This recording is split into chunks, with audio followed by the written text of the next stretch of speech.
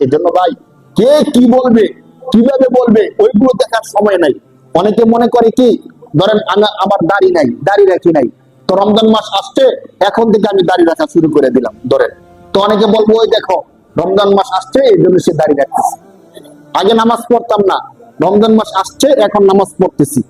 আগে রোজা রাখতাম না, আগে ভালো কাজ করতাম না, রমজান মাস আসছে এখন ভালো কাজ করতেছি। তো কিছু কিছু মানুষ বলতে পারে যে রমজানের মুসল্লি, রমজান আসছে এখন সে ভালো হয়ে গেছে। ভাই, রমজান তো আসছেই মানুষকে ভালো করানোর জন্য, ঠিক কিনা বলেন? রমজান কেন আসছে? মানুষকে ভালো করার জন্য। কেউ যদি এমন কথা বলে তাহলে তার কবিরা গুনাহ হবে। মানে কেউ যদি নামাজ পড়তে দেখে বলে রমজান আসছে, রমজানের নামাজি হয়ে গেছে, এমন টিটকারি করা কিনা ভাই? ঠিক না ভাই। সে যে মসজিদে আসতে পরিবর্তন হয়েছে, এর মানে রমজানের রহমতটা তার গায়ের মধ্যে লাগছে, বলেন সুবহানাল্লাহ। আর ওই হতভাগা যে নাকি রমজানের আগেও নামাজ পড়ে নাই, আর রমজান আসছে এরপরও নামাজ পড়ে না, তার গায়ে তো রমজানের রহমত বরকত লাগে নাই, ঠিক কিনা বলেন? তার গায়ে রমজানের রহমত বরকত লাগছে, এই জন্য সে মসজিদে আসছে। আমরা তাকে টিটকারি করবো না, বরং তার জন্য দোয়া করবো যে আল্লাহ, এই ভাইটা রমজান মাসে নামাজ পড়তে আসছে, আপনি তাকে কবুল করেন, মৃত্যু পর্যন্ত যেন সে কি করতে পারে, নামাজ পড়তে পারে। রমজান মাস আসছে, আসুন যারা নামাজ পড়তে আসতেছে নতুন করে, তাদেরকে আমরা আরো বেশি আগ্রহী করি যে না ভাই, আসেন মসজিদে, আসেন নামাজ পড়তে থাকেন। নামাজ পড়তে পড়তে পড়তে পড়তে অভ্যাস হয়ে যাবে, রমজানের পরও সে কি করবে ভাই, নামাজ পড়বে। আর আমরা যারা নামাজ পড়তে আসতেছি, আমরা নিয়োগ করি যে আল্লাহ, এই রমজানে আপনি আমাকে নামাজ পড়ার সুযোগ দিচ্ছেন, আপনার কাছে আমাদের আবদার, মৃত্যু পর্যন্ত আপনি আমাদেরকে সমস্ত ইবাদতগুলো করার সুযোগ দেন, বলি আল্লাহুম্মা আমিন। বাকি এই রমজানে এই প্রথম জুমায় আমাদের জন্য সবচেয়ে বড় মেসেজ হলো, আমাদের অতীত জীবনের যত অপরাধগুলো আছে, আসুন আজকেই নিয়োগ করি যেমন এখন থেকে আমরা আর কোনো অপরাধ করবো না, বলেন ইনশাআল্লাহ। আমাদের পিছনের যত অপরাধগুলো আছে আমরা ছেড়ে দিলে কে কি বলবে, কি করবে, ওইগুলো দেখার বিষয় না। কারণ আমি যখন কবরে যাব, সে কি আমার সাথে কবরে যাবে ভাই? যখন জাহান্নামে যাব, যদি একটু চিন্তা করেন, আমি শুধু কারবার করে যে টাকাগুলো অর্জন করি, এই টাকাগুলো কিন্তু আমরা একা খাই না, একা খাই, আমার স্ত্রী খায়, আমার সন্তান খায়, আমার পরিবার খায়। অথচ অপরাধটা করতেছে কে? আমি না। জবরদখল কইরা, এতিমের মাল ভক্ষণ কইরা, মানুষের টাকা পয়সা আত্মসাৎ করে আনার পরে ঘরের মধ্যে যখন টাকাগুলো নিয়ে আসি, আমি একা খাই ভাই? পরিবারের সবাই খায়। কিন্তু চিন্তা করে দেখছেন, এই অপরাধটা কিন্তু পরিবারের সবার না। জাহান্নামে যাওয়ার সময় হাসরের ময়দানে আল্লাহ তাআলা এই কথা বলবে না যে যারা যারা খাইছে সবাই জাহান্নামী, না। স্ত্রীকে খাওয়ানো আমার দায়িত্ব ছিল, প্রত্যেকে খাওয়ানো এটা আমার। সন্তানকে লালন পালন করা আমার দায়িত্ব ছিল, কোথায় থেকে আনবো এটা আমার দায়িত্ব। চিন্তা করে দেখেন, আপনার সন্তানকে যদি আপনি বাড়িতে গিয়ে বলেন আজকে, আপনারা তো বলবেন না, শরম লজ্জায় বলবেন না, আমি জানি। বাকি মনে মনে একটু ভাবেন, যারা আমরা অপরাধের মধ্যে লিপ্ত আছি, যদি আপনার স্ত্রীকে আজকে রাত্রে গিয়ে বলেন যে দেখো, তোমাদেরকে একটু ভালো খাওয়ানোর জন্য, একটু ভালো ফ্ল্যাটে রাখার জন্য আমি আত্মসাৎ করি, আমি সুদি কারবার করি, আমি সরকারি টাকা থেকে কিছু টাকা মাইরে নিয়ে আসি, এখন এই কাজটা কিন্তু আমার একার জন্য করি না, তোমার সুখের জন্য আমি করি। আল্লাহ তাআলা যদি হাসরের দিন আমাকে 1000 বছর জাহান্নাম দেয়, তুমি কি তার থেকে 500 বছর জাহান্নাম নিবা? বেশি নিতে হবে না, তুমি শুধু 500 বছরের জাহান্নাম নিবা। কারণ এই টাকাটা তো আমি খাই না, এই ফ্ল্যাটে তো আমি একা থাকি না, তোমাকেও রাখি। আপনারা কি মনে করেন, স্ত্রী যদি সুস্থ হয়, ভালো থাকে, মেজাজ বুদ্ধি ভালো থাকে, সে কি রাজি হবে? 500 বছর জাহান্নাম আপনি কি সহজ মনে করছেন নাকি? স্ত্রী বলবে আপনি বিয়ে করছেন, কিভাবে খাওয়াবেন, হালাল খাওয়াবেন, এটা আপনার দায়িত্ব, আপনাকে তো আমি বলি নাই যে আপনি সুদি কারবার করেন। এমনও স্ত্রী আছে স্বামীকে নিষেধ করে যে প্রয়োজনে আমরা ডাল ভাত খাবো, কিন্তু আপনি সুদি কারবার করবেন না, প্রয়োজনে একবেলা না খেয়ে থাকবো, কিন্তু অন্য টাকা হক মেরে আপনি নিয়ে আসবেন না। অনেক স্ত্রী এমন আছে, কিন্তু আমরা স্বামীরা তার কথাগুলো শুনি না। অনেক স্ত্রী আছে চুপ থাকে, কিছু বলতে গেলে সমস্যা হবে, ঝামেলা বাঁধবে, এই জন্য চুপ থাকে। যদি বলে যে সুদি কারবার করেন কেন, মানুষের টাকা মেরে আনেন কেন, তখন বলবে তোমারটা আনি, তুমি তোমার বাবার থেকে আনিয়া দাও, তাহলে আমি আর করবো না। বলেন নাউজুবিল্লাহ। সর্বোপরি কথা হলো, এই অপরাধগুলো আমরা যখন করি, তখন এই অপরাধের শাস্তি আমি একাই পাবো। এই অপরাধের শাস্তি আমার স্ত্রী না, আমার সন্তান নিবে না। নয়তো বিশ্বাস না করলে আপনার সন্তানকে বলেন যে আমি যে এই সুদি কারবার দিয়া মানুষের জমি জবরদখল কইরা এই যে সম্পদ গড়লাম, এই সম্পদগুলোর কারণে হাসরের ময়দানে আল্লাহ আমাকে জাহান্নাম দিলে, বাবা তুমি কি জাহান্নামের একটা ভাগ নিবা? সে কি নিব বলেন? নিবে না। কয়েকদিন আগে সোশ্যাল মিডিয়া একটা দেখছেন না ভিডিও, যে তার বাবা সরকারি অনেক কিছু জমি জবরদখল করার পরে তার বাবা আছে এখন জেলে। এখন তাকেও যখন গ্রেফতার করে জেলে নেওয়া হইতেছে, তখন সাংবাদিকরা তার সামনে যখন ক্যামেরা ধরছে, তো সে বলতেছে যে আমার বাবা অপরাধ করছে, সরকারি জমি আমার বাবা নিছে, আমি তো কোনো কিছু করি নাই, এই সম্পদ আমার বাবা আমাকে দিয়ে গেছে, আমাকে কেন গ্রেফতার করা হলো? এটা কি দুনিয়াতে না আখেরাতে? দুনিয়ায়। দুনিয়ায় সাংবাদিকের সামনে সে বলতেছে অপরাধ আমার বাবা করছে, আমাকে কেন গ্রেফতার করা হলো? যারা দেখেন নাই দেখবেন। তো দুনিয়ার মধ্যে সন্তান বলতেছে অপরাধ বাবার, আমার না। আখিরাতে যখন জাহান্নামটা দেখবে চোখের সামনে, তখন কি সে বলবে যে আল্লাহ, বাবা তো আমাদের জন্য এই খারাপ কাজগুলো করছে, অতএব বাবাকে একা জাহান্নামে দেন না, 1000 বছরের মধ্যে 500 বছর বাবাকে দেন, 500 বছর আমাকে দেন। এই কথা কোনো সন্তান বলবে ভাই? বলবে না। তাহলে সুস্থ থাকার জন্য হালাল টাকা অল্প দিয়ে তো চলে। হয়তো মাছ গোস্ত অনেক বেশি খাইতাম, স্বাদটা একটু কম খাই। আল্লাহ তাআলা যদি রিজিক দেন, তাহলে কেউ কি রিজিক ছিনিয়ে নিতে পারবে ভাই? পারবে না। এজন্য আসুন নিয়ত করি, রমজানের এই প্রথম সময়ে আমরা আমাদের জীবনের সমস্ত অপরাধগুলো ছেড়ে দিব বলেন ইনশাআল্লাহ। এখন তো শুধু এখন না, রমজান আসার কারণে দেখবেন অনেক দোকানের মধ্যে পর্দা টাঙাই দেওয়া হয়েছে। কেন পর্দা টাঙাই দিচ্ছেন? হুজুর মানুষের সামনে খাইতে খারাপ লাগে না? যদি পর্দা না থাকে, চায়ের দোকানগুলোতে, খাবারের দোকানগুলোতে দেখবেন সবগুলো দোকানের সামনে কি আছে ভাই? আপনারা কি দেখছেন নাকি দেখেন নাই? নাকি এমনি এমনি বলতেছি? পর্দা আছে নাকি নাই? পর্দা দিচ্ছেন কেন প্রশ্ন করেন?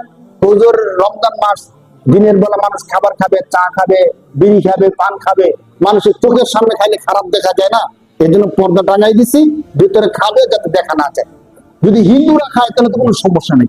বাকি মুসলমান, তুমি মানুষ দেখলে খারাপ দেখা যায়, মানুষ বলবে যে আব্দুর রহিমের ছেলে, আব্দুল করিমের ছেলে, দেখে আসছে দিনের বেলা হোটেলে বসে বসে খাইতেছে, এই জন্য তুমি পর্দা টানাই দিছ।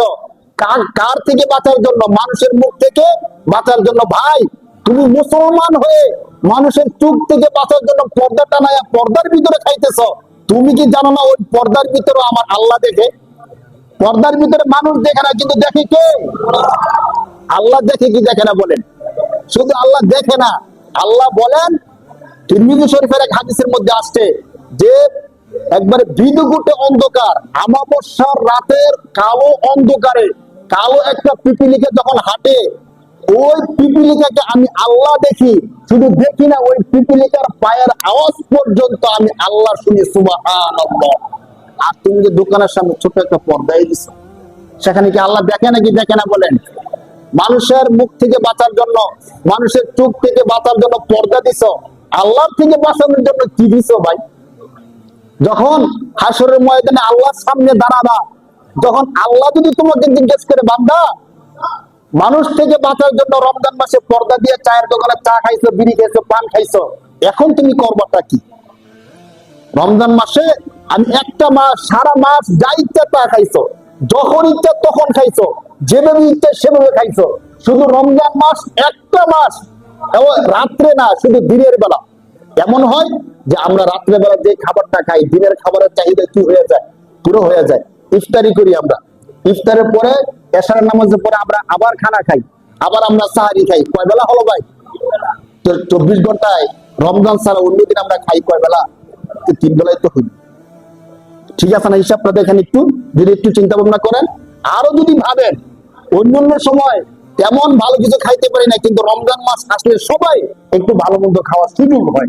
তো আল্লাহ যদি বলেন যে রমজান মাস রহমত বরকতের মাস, আমি আল্লাহ তোমাকে দিয়েছিলাম শুধু দিনের বেলায় নির্দিষ্ট একটা সময়, সুবে সাদিক থেকে নিয়ে সন্ধ্যা পর্যন্ত খাবার খাইতে আমি আল্লাহ নিষেধ করছি, তুমি আমার কথা না শুনিয়া দোকানের সামনে পর্দা দিয়ে পর্দার ভিতরে ঢুকে ঢুকে খাইছো, বান্দা আজকের দিনে তুমি খাইবাটা কি?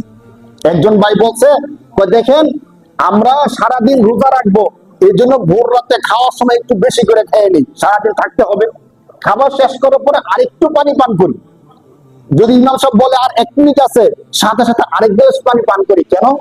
সারাদিন পিপাসা লেগে যেতে পারে, আরেকটু পানি পান করি। ভাই, আপনি কি চিন্তা করছেন 12 ঘন্টা অথবা 11 ঘন্টা এই 11 ঘন্টা সময়ের জন্য চিন্তা করে আমরা কয়েক গ্লাস পানি একসাথে খাইয়া রাখি, যাতে করে পিপাসা বেশি না লাগে।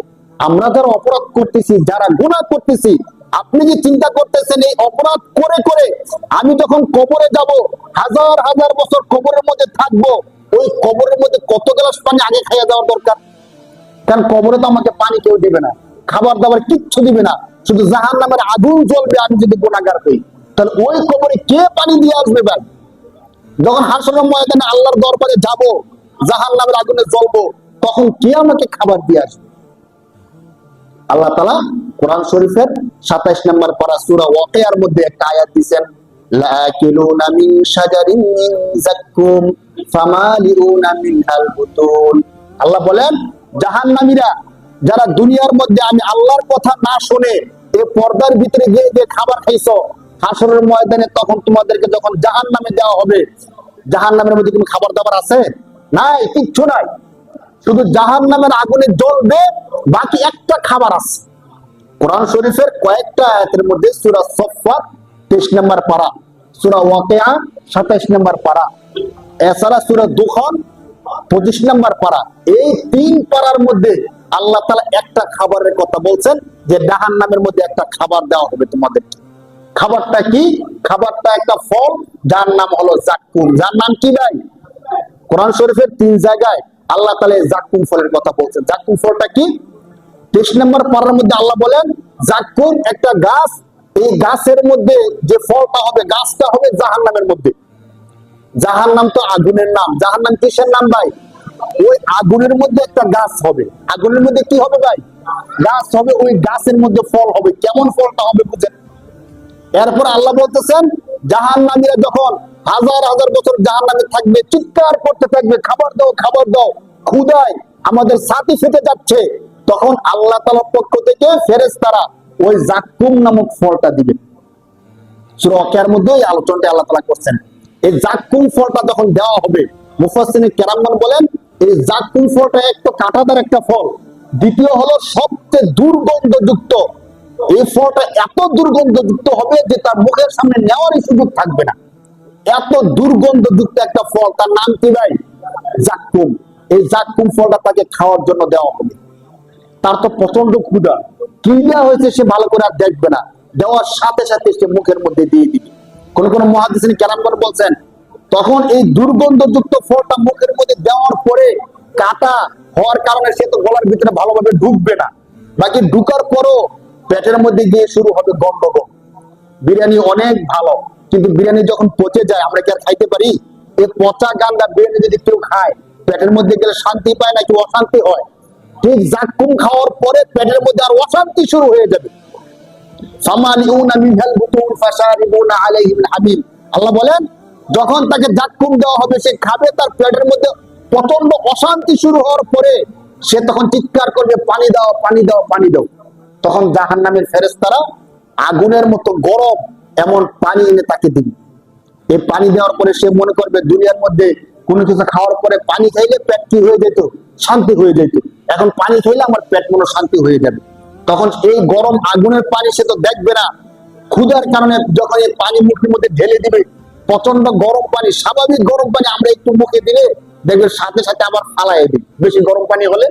তো জাহান্নামী তো এমনি সে আগুনের মধ্যে আছে, এই গরম পানি যখন সে মুখের মধ্যে ঢালবে, প্রচন্ড গরম হওয়ার কারণে তার উজুরি, নারী বুড়ি সব সহ নিচের রাস্তা দিয়ে পড়ে যাবে। বলে নাউজুবিল্লাহ। খাবার খাইলো, এটা কি ভালো হলো নাকি আর কষ্ট হলো? মানে জাহান্নামের যে খাবার, ওইটাও কষ্ট। এই জন্য ভাই আসেন একটু চিন্তা করি, যাক্কুম ফলের কথা স্বয়ং কে বলছে? কাদেরকে দেওয়া হবে ভাই? জাহান্নামীদেরকে দেওয়া হবে। তাহলে আল্লাহ যে কথা বলছেন, এই কথা কি সত্য নাকি মিথ্যা? আমাদের মুমিনদের বিশ্বাস, আল্লাহ যে কথা বলছেন ওই কথাগুলো 100% হরফে হরফে সত্য, ঠিক কিনা বলেন? অতএব ভাই, আল্লাহ তাআলা যা বলছেন সত্য মেনে আসুন না অতীতের জীবনের যে অপরাধগুলো আমরা করছি এগুলো থেকে আজকেই ক্ষমা চাইনি। হায়াত মওতের কথা বলা যায় না, এখনই ক্ষমা চেয়ে আমরা যদি অতীতে মিথ্যা কথা বলতাম, মিথ্যা কথা ছেড়ে দেই, সুদি কারবার করলে সুদি কারবার ছেড়ে দেই, ঘুষের লেনদেন করলে ওইগুলো ছেড়ে দেই, যদি আমার ব্যবসার মধ্যে আমি কোনো অপরাধ করে থাকি, 1 টাকা মাল কিনে 10 টাকা বিক্রি করা, এটা কি ঠিক বলেন? ঠিক না। কারণ ব্যবসায়িক একটা সিস্টেম আছে যে একটা মাল কত টাকা দিয়ে কিনবে, কত টাকা বিক্রি করবে। কিন্তু রমজান মাস আসলে আমরা কিছু মানুষ এমন হয়ে যায় যে 1 টাকা দাম মাল কিনলে 20 টাকা পর্যন্ত এই মালটা বিক্রি করি। কেন? তো রমজান মাস, সারা বছর তো স্বাভাবিক ব্যবসা করছি, রমজান মাসে একটু ব্যবসা না করলে হয়? সবাই তো অনেক বেশি ইনকাম করে, তো রমজান মাসে আমাদেরকে বেশি ইনকাম করতে হয়। ভাই যদি এমন হয় যে আপনি অস্বাভাবিক মূল্য রাখেন, তাহলে আপনিও গুনাহগার হবেন। অস্বাভাবিক মূল্যের দরকার নাই, রমজান মাসে এমনি একটু বেচা বিক্রি বেশি হয়। যদি আল্লাহ বরকত দেন, তাহলে কেউ কি সেটাকে শেষ করতে পারবে? ভাই আসুন আল্লাহর কাছে আমরা বরকত চাই। যত রকমের অপরাধ আছে, সমস্ত অপরাধ থেকে আজকে থেকে তওবা করি। রমজান মাস 5টা কাজ আমরা একটু বেশি বেশি করতে পারি। মুহাদ্দিসিন কেরামগণ বলছেন, রমজান মাসে কেউ যদি 5টা কাজ একটু বেশি বেশি করে, তাহলে তার জীবনে যে অপরাধ গুনাহগুলো আছে, ওই গুনাহগুলো আল্লাহ তাআলা চাইলে ক্ষমা করে দিতে পারেন। 1 নাম্বার, এই রমজান মাসের এখন থেকে আমরা একটু বেশি বেশি কোরআন তেলাওয়াত করতে পারি। কি করতে পারি ভাই বলেন? বেশি বেশি কোরআন তেলাওয়াত করতে পারি। যেখানেই থাকি, যদি আমাদের হাতে কোরআন শরীফ থাকে, কোরআন শরীফ দেখে, অনেকের মোবাইলের মধ্যে কোরআন শরীফ আছে, মোবাইল থেকে কোরআন শরীফ তেলাওয়াত করা যায়, কোনো সমস্যা নাই। যদি আপনার উযু থাকে, স্ক্রিনের মধ্যে টাচ করতে পারবেন। উযু না থাকলে টাচ করতে পারবেন না, বাকি কোরআন শরীফ কি করা যায়? তেলাওয়াত করা যায়। বেশি বেশি আমরা কোরআন তেলাওয়াত করব রমজান মাসে। 2 নাম্বার, বেশি বেশি ইস্তেগফার করব।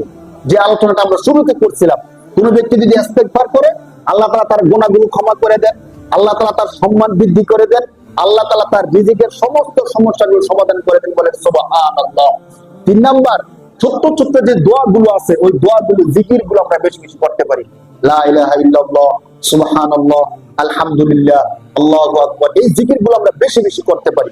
বুখারী শরীফের একটা হাদিস আসছে, রাসূল সাল্লাল্লাহু আলাইহি সাল্লাম বলেন যে আল্লাহর কাছে সবচেয়ে গুরুত্বপূর্ণ তাসবিহ দোয়া হলো সুবহানাল্লাহি ওয়া বিহামদিহি সুবহানাল্লাহিল আযীম। সবাই একবার বলেন সুবহানাল্লাহি ওয়া বিহামদিহি সুবহানাল্লাহিল আযীম, সুবহানাল্লাহি ওয়া বিহামদিহি সুবহানাল্লাহিল আযীম। 3 নাম্বার গেল। 4 নাম্বার, 5 ওয়াক্ত নামাজ, তারাবির নামাজ আমরা সবাই জামাতে পড়ার চেষ্টা করবো, বলি ইনশাআল্লাহ।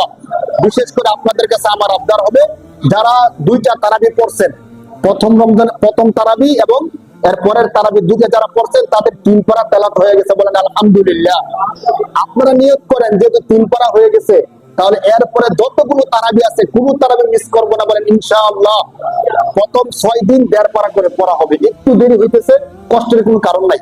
6 দিনের পর থেকে আমরা পড়বো 1 পারা। কয় পারা? তখন আরেকটু তাড়াতাড়ি হবে। এজন্য আমরা যারা পড়ছি, 2টা তারাবি পড়তে পারছি, আল্লাহ সুযোগ দিচ্ছেন, তারা নিয়ত করেন বাকি আর একটা তারাবি মিস করবো না, বলেন ইনশাআল্লাহ। রমজান মাসে আরেকটা গুরুত্বপূর্ণ কাজ হলো বেশি বেশি দান সদকা করা। কারণ রমজান মাসে 1 70, 1 কত ভাই? 70। এই জন্য আমরা আগে যা দান করতাম, আলহামদুলিল্লাহ, এখন মসজিদে হোক, গরিব দুঃখী হোক, যেখানে সুযোগ হয় 10 টাকা একটু বেশি দান করে দেয়। কারণ 1 টাকা দান করলে 70 টাকা, আর 10 টাকা দান করলে কত টাকা হয়? 700 টাকা হয়ে যায়। এই রমজানটা আমরা এই কাজটা একটু বেশি বেশি করি। আর এখন, আগে যখন বলতাম বলেন সুবহানাল্লাহ, একবার সুবহানাল্লাহ বললে একবার সুবহানাল্লাহর সওয়াব। আর এখন যদি একবার সুবহানাল্লাহ বলেন, কতবার সুবহানাল্লাহর সওয়াব? 70 বার। এজন্য সবাই বলি সুবহানাল্লাহ। এই কাজগুলো আমরা বেশি বেশি করব। যে 5টা কাজ সর্বশেষ বললাম, বেশি বেশি আল্লাহ তাআলার কাছে ইস্তেগফার করব, বেশি বেশি 5 ওয়াক্ত নামাজগুলো জামাতের সাথে পড়বো, তারাবির নামাজটা পড়বো, দান সদকাগুলো বেশি বেশি করার চেষ্টা করব। অতীতের যে গুনাহগুলো আছে, ওই গুনাহগুলো ছেড়ে দিয়ে আল্লাহর কাছে একনিষ্ঠভাবে আল্লাহ তাআলার কাছে ক্ষমা চাবো, বলি ইনশাআল্লাহ। আল্লাহ তাআলা আমাদের সবাইকে রমজান শেষ হওয়ার আগে আগে সমস্ত গুনাহগুলো যেন শেষ হয়ে যায়, সেই তৌফিক দান করে, বলি আল্লাহুম্মা আমিন।